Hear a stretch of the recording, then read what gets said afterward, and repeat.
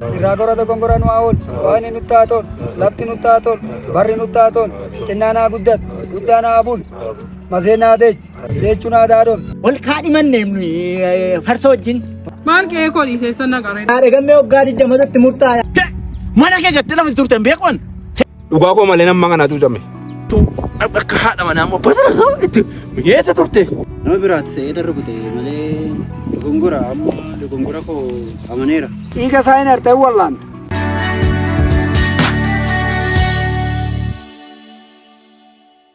Erga naannoo irraa fagaatte gara ji'a 5 fi guyyaa 5 hin taane eessatti baddeeti gurbaa?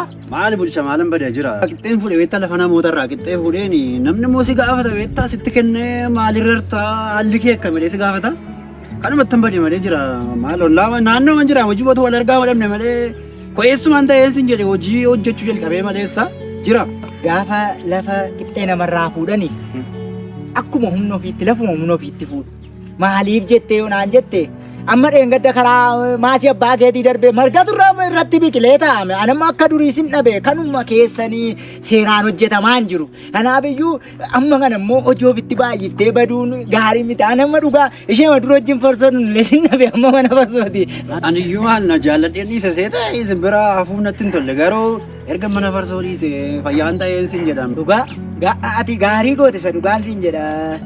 Fakkuukoo amma ati maallaqa kiisii kaattee nuuni amma gaawaa kiisiin hin jiru. Hojjechuun immoo gaariidha. Hojjechuun sin jedhe mana farsoo dhaquu atu dhiise qixxee lafa namarraa fuudhii qoti hojjedhu jijjiiramin sin jedhe ati iyyuu dhiise mana farsoo dhaquun bu'aan qabu kunoo birriin kiisna jira amma ana wayya sirra.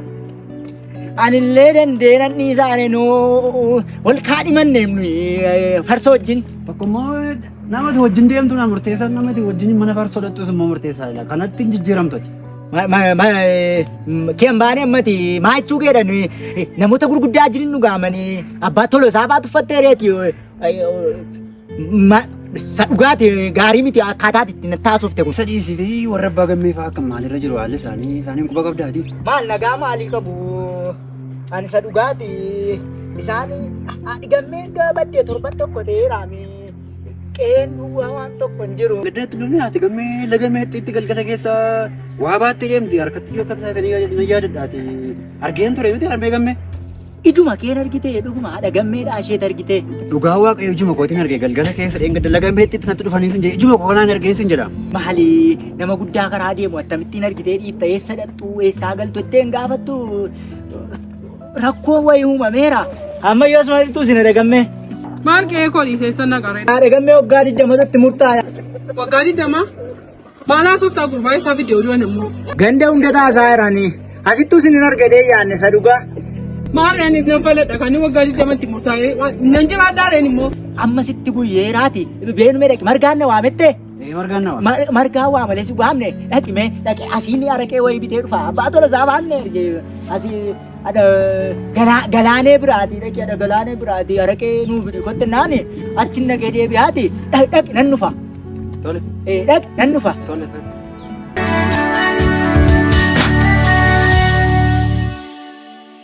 Eessa deemtaa harme?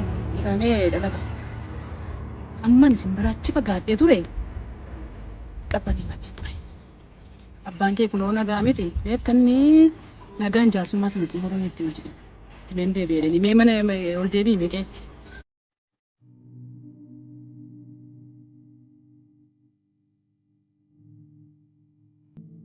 Abbaa Tolasaa. Meera eegimee. Ali! Oduu keessi lama odeessiteen qoftu. Abbaa Tolasaa maal taatanii olla maal nuun jedhaa? Olla duuta siyaa kun olla hin jiraadhaan manni ollaan. Maal taatee abbaa Tolasaa kun nama wajjin jiraatu miti. Olla wajjin jiraatu.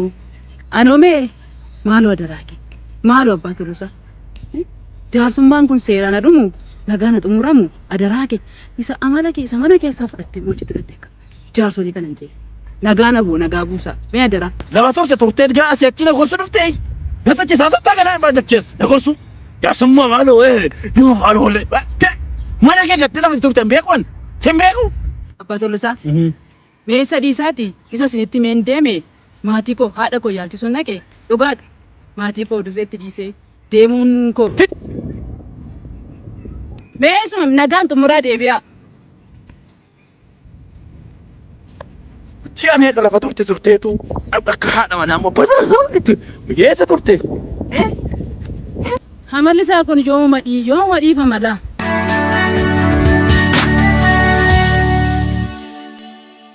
Bineefi nagaan oolee nagaan nu haa bulu.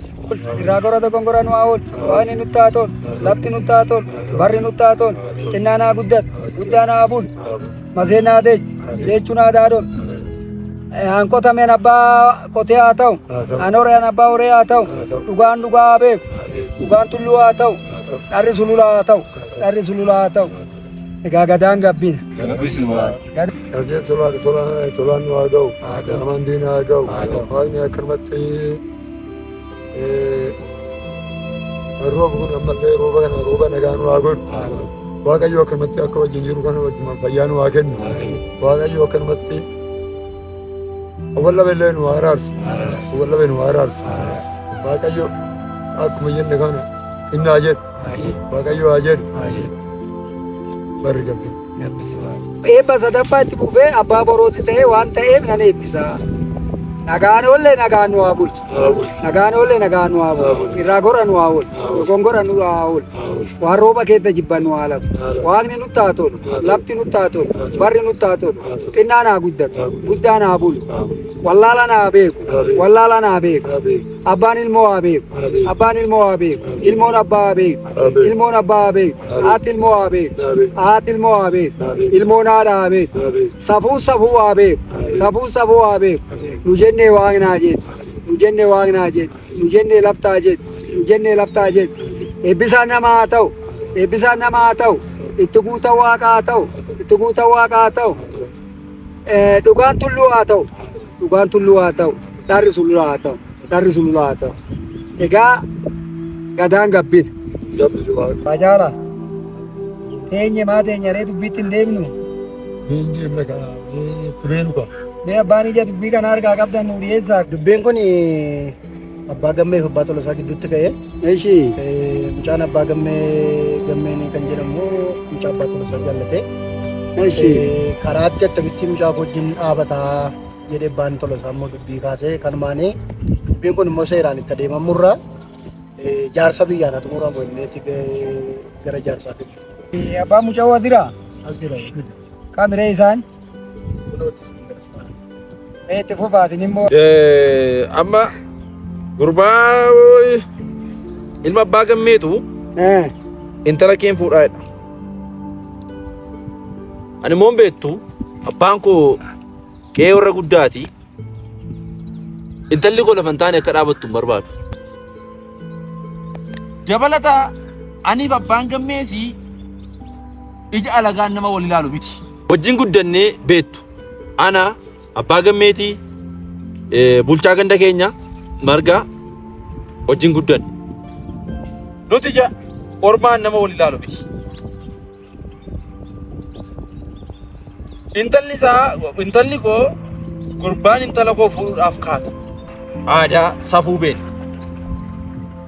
Lafa sirbaatti lafa maalitti ani gammeen intala kana fuudhee deemaatti hin beeka malee orma irraa naa eegaatti hin beeka malee intala koo kana shumburee ija hamaan ilaalaatti hin beeku. Mucayyoo yoo bishaan nattee gammeen dur hojii mucaa biratti argame. Dur fuudhee akkas ka'e. Yoo gabaa dhatte mucayyoon dur akkas kaate. Keessa haadhi gammee daa'ima koo laga dhaabdee wajjin dubbatti guyyaa takka jakoon argeera. Narratti gurmaanii dhala koo. Nuti mee ija alagaan ol ilaaluu qabna, ija ormaan ol ilaaluu qabna. Daa'ima koo naa eeguu qabu gammeen akka obboleettii isaatiitti. Inni kaan waafu. Jaarsa gubbaatti akkanatti dubbatan. Doomshaa bira ta'anii dubbatu malee jaarsa biratti qabbananii dubbatu malee. Noof kolchaa egaa dubbiin kun gara lubbuutti deemtee turte. Noof kolchaa dhiifama. Suutumatti deemu. Sanaa booda maal la godhaa? Da'oo dhaabatee ilmi koo intala kee fuudhuu qabadhee da'oo dhaabatee tanaa hojii deemaa jiru. Duubaan dhufee too kana nadhe. Asii kana nadhe. Asii kana nadhe. Nafa laxe. Du'aaf jireenya gidduutti nafe na akkan duuf ture. Kuno. Himattanii warrattanii waan isin hafee jira. Abbaan mucaa shifu baafee gocha alma keessanii waan beektaniif araaraa dhuftanii dhugaa dubbattanii akkuma isaan himatanitti dubbii dhugaa jiru dhugaadhaan dubbii hin jirre ittiin dabaltan dhara ittiin maktan araaraaf dubbatan waan ta'eef waan gocha alma keessanii waan beektaniif booda caffee dhaqxuu irra hin kakattuu hin rakkattu. Nama akkanatti falasanii jecha waan dhugaa dubbadhaa fi dhugaan isin haa baasu. Dhugaan keessan akka shaarramu. Namichi kun miidhameera. Miidhaa isaa kana jaarsi amma hin hiikaa isin hiikkadhaa hoo isin hiiksanii hiikname. Of kolcha Of qalaa. ulfaadha. Ani yaadi koo yaadi haaraa tokko hin qabu. Margaa wajjin haasaaman ture. Dhugaadha abbaa tolasaa wajjin dhaladhee guddadhe. Hanga har'aatti wajjumaan jirra. Akkuma inni jedhe sirriidha mucaan koo mucaa isaa wajjin dhaabate haaseera. Isarra darbee ittoo hanga kana dubbiin kun babal'atiin haadha manaa koo na jala dorsifnaan atooriyaa kooti maaf natti himtu waan isaan balleessanii misaanoon beekanii anaafsitoo wal beekaa jedhee guyyaan sun lafi kun ani humna sin qabu qabeenya sin qabu nagaadhaa immoo taaseera inni isa dhiisee waan mudhii isaarra qabu na dorsisa kun immoo yoo namni hin jiru ta'e lafti kun ragaadha in arga kun darbee hundumaa immoo na dide ani ammas dhuguma isiniin jedha sababa kanaatiif torban lama maatii koo irraa adda ba'ee maayidhaa keen ture achi immoo nan ba'e guyyaa lama bulle abbaa tolasaa dhaame sidhee naan jedhan ani humna ittiin noon qabu anaa gooftaamti yoo naa dha'e malee ila dhugaa koo gooftaamti naaf baasu hin dhoofneen hin dhoos immoo riyaa koo. Areettuni Itti fufa. akka nuti cafedha. Beeka miree harki keessan hin tuqne nama kanatti hamaa malle hin kakattu. Dhugaa ilmoo kootiin nan kakadha. Caffee isin geessina. Hin kakattu. Eeyyee nan kakadha. Abbaa tolasaa ituma kootu na gara jeen kakadha dha'uu miti. Warri gandaa kun yaada isaan himatan hedduutti taasisabdanii wanni qabdan jiru wanni isin beektan jira wanni shakkitan jira hojjetaan caasan gandaa kaa hunda hin beeka misira isin dhagaa mee waan kana hedduutti beektan taasisabbiidhaan kenna yaada isin immoo. Ilaa nuyi waan baay'ee qorachaa turre ittuma dubbiin kun gara keessan hin dhufin iyyuu karaa maseeraa akka araaramanii fi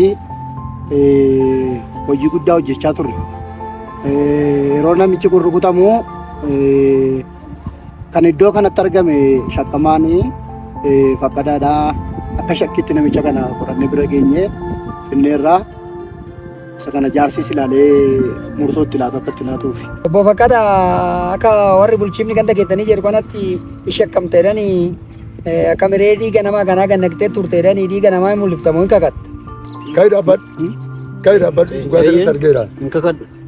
Egaa nu amanuu dide namni amanu malee dhugaa namatti muranii namaafis muranii namichi waan ittiin kaskinu nu waa fidanii waan aadaa ubbaan Oromoo nu waa fidanii daaraan hin dhufaa abittiin hin dhufaa dhoqqeen hin dhufaa dhakaan hin dhufaa mukti goggogaan hin dhufaa kana qabatee nu waa kakatu. Kabajamaasin ija jaarsa dura ta'anii sobuun dhuguma hin danda'amu. Dhugaa hokkaamsuu hin danda'amu. Dhugaa koo malee nama kanaatu came. Dhugaa koo malee nama kan gidirfamaa ture. Ulfaadhaa kabajamaasin.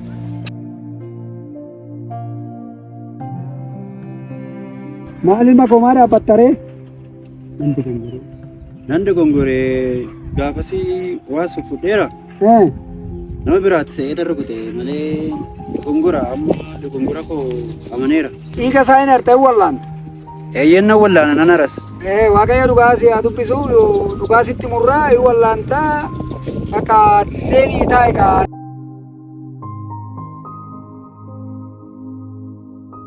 Isin barbaanne. Tole.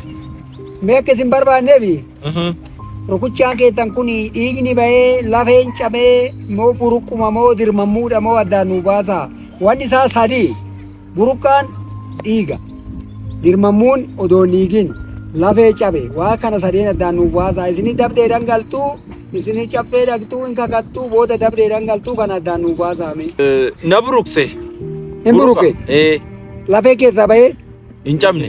Qabdee ofitti fitinaa ta'u dhugaa dubbadhe haa ta'u odoo lafeen hin cabin cabee hoottan odoo hin buruqinni dhiigni bahee hoottan isinii dabdee ta'a buruqaadha hoottan buruqaa isinii murraa.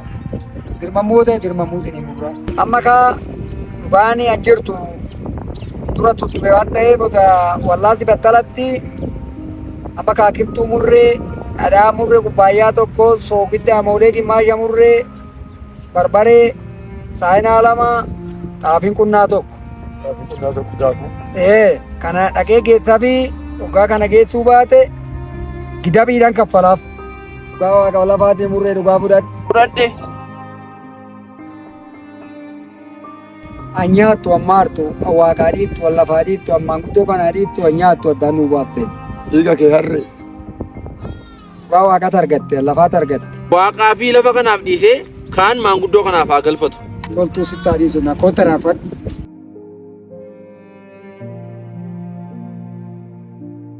Waaqaan lafa hidhiidhiis kaa. Waaqaaf lafaaf dhiise.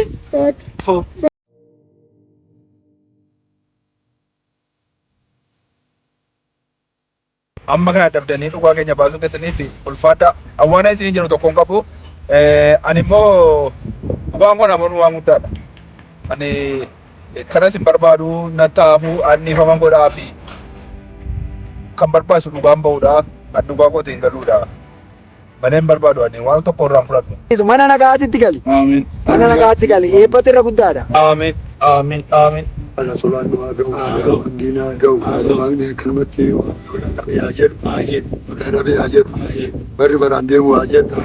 Waaqni akkanumatti kunoo yaada wal dhabanii hundumaa walitti nu araarsee Waaqayyo Waaqni malee gara isaa argatu. Isaan mana nagaatti nu haa galan. Barri gabbii.